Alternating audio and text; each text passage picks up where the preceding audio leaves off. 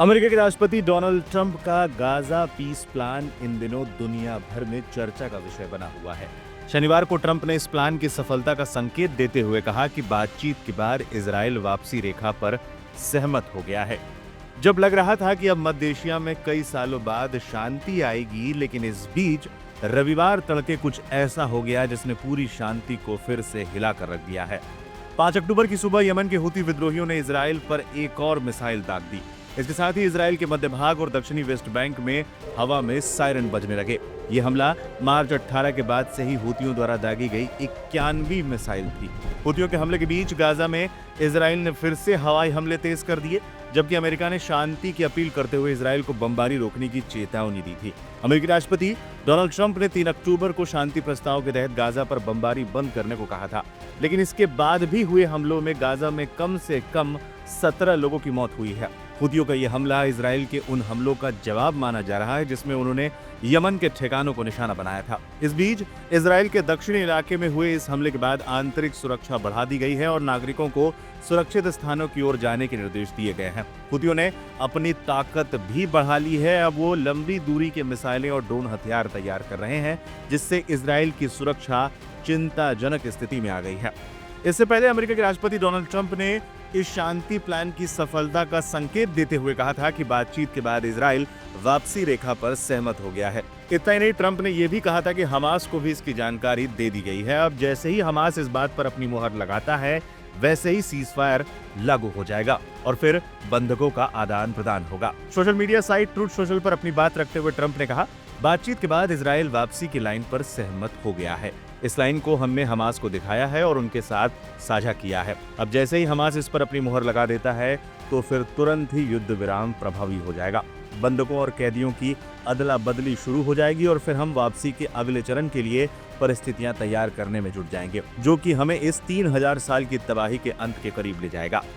इससे पहले ट्रंप ने शुक्रवार को हमास को चेतावनी देते हुए प्रस्ताव को स्वीकार करने या फिर परिणाम भुगतने के लिए तैयार रहने को कहा था। ट्रंप की इस धमकी के कुछ समय बाद ही हमास की तरफ से इस प्रस्ताव के कुछ बिंदुओं को छोड़कर बाकी बातों पर अपनी रजामंदी जता दी थी। इसके बाद ट्रंप ने इस प्रस्ताव को तैयार करने में शामिल सभी देशों का धन्यवाद देते हुए इजराइल से तुरंत गाजा में बमबारी रोकने की अपील की थी, ताकि बंधकों को सुरक्षित रूप से बाहर लाया जा सके। शनिवार को ट्रंप ने बमबारी रोकने के लिए इजराइल की सराहना भी की थी। इससे पहले इजरायली प्रधानमंत्री नेतन्याहू ने भी ट्रंप पीस प्रस्ताव को लेकर अपनी सहमति दिखाई थी। उन्होंने कहा था कि उन्हें उम्मीद है कि आने वाले दिनों में सभी बंधकों की रिहाई की घोषणा कर दी जाएगी। सोमवार को इजिप्ट में हमास के साथ अप्रत्यक्ष रूप से बातचीत होनी है, जिसमें युद्ध को समाप्त करने के लिए आगे की योजना पर चर्चा होगी।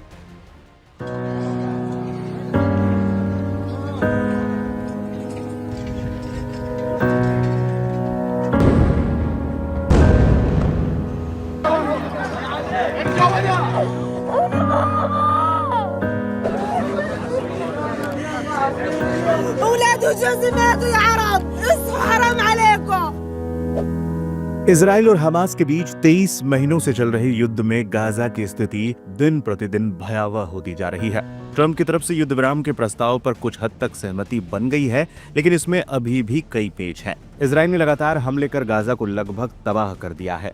युद्ध विराम के प्रस्ताव पर गाजा के लोगों की उम्मीदें जगी हैं, लेकिन कई ऐसे लोग भी हैं जिन्हें ये युद्ध विराम सिर्फ हवाई बातें लग रही हैं। अंतर्राष्ट्रीय मीडिया से बात करते हुए गाजा के लोगों ने क्या कहा, सुनिए।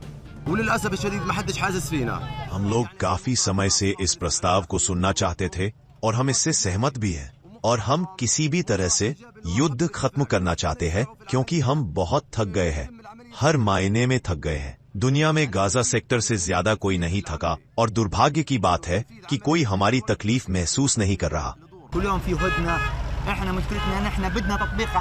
हर रोज नए प्रस्ताव आते हैं, हर रोज नए युद्ध विराम की बातें होती हैं, लेकिन हमारी समस्या ये है कि हमें सही में अमल चाहिए। जमीन पर युद्ध विराम चाहिए, केवल बातों और घोषणाओं से नहीं। आज कहते हैं युद्ध विराम है और कल कहते हैं कि गाजा नरक बन जाएगा और हमें मार देंगे और हमें नुकसान पहुंचाएंगे। हमें इन प्रस्तावों पर भरोसा नहीं है। हमें जमीनी हकीकत चाहिए ताकि हम घर लौट सके, वरना ये सब बेकार है, इसका कोई फायदा नहीं है।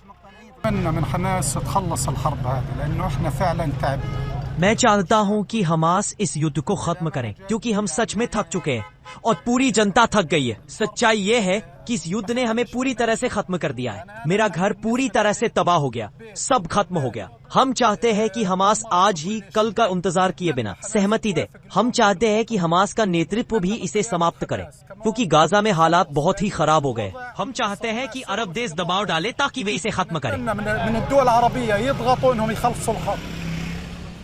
देखा जाए तो दिन प्रतिदिन गाजा की हालात बेहद खराब होती जा रही है। शहर के करीब 90% लोग अपने घर छोड़कर सुरक्षित जगह की ओर भाग चुके हैं। बता दें कि 23 महीनों से चले आ रहे इस संघर्ष में अब तक भारी तबाही मची है। गाजा के स्वास्थ्य विभाग के अनुसार इस युद्ध में अब तक लगभग 65,000 फिलिस्तीनी लोग मारे जा चुके हैं। इनमें कई महिलाएं और बच्चे भी शामिल हैं। कई लाखों लोग घायल हुए हैं। इजरायली सेना ने पिछले कुछ महीनों में गाजा सिटी पर 500 से ज्यादा हवाई हमले किए हैं। कई ऊंची इमारतें और आवासीय इलाके पूरी तरह से तबाह हो चुके हैं। सेना का कहना है कि ये इमारतें हमास द्वारा अपने सैनिक कामकाज के लिए इस्तेमाल की जा रही थी। युद्ध विराम के बातचीत के दौरान भी इजराइल ने गाजा पर हवाई हमले किए। इस बीच ट्रंप ने हमास को जल्द से जल्द शांति समझौते पर सहमत होने की सलाह दी है।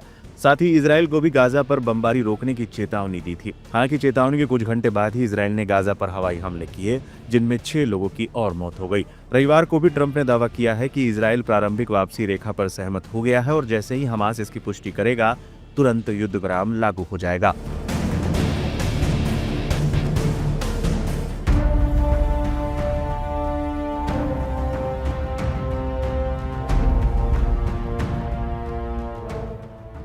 अमेरिकी राष्ट्रपति डोनाल्ड ट्रंप की 20 सूत्रीय गजा शांति योजना को लेकर एक महत्वपूर्ण मोड़ आ गया है। बताया जा रहा है कि इजराइल जल्द ही फिलिस्तीन के 1700 कैदियों को रिहा कर सकता है। जी हां, इस मामले में अभी तक कोई जानकारी सामने नहीं आई है कि इजराइल इन्हें कब रिहा करेगा, लेकिन एक बड़ा अपडेट ये है कि इजराइल ने इन 1700 कैदियों की लिस्ट बनानी शुरू कर दी है, जो हमास के लिए एक बड़ी जीत मानी जा रही है।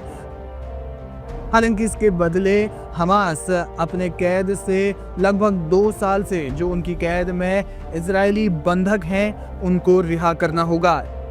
इजराइल ने योजना को पहले चरण के लिए तत्काल शुरू करने की तैयारी शुरू कर दी है और फिलिस्तीनी कैदियों की सूची तैयार की जा रही है।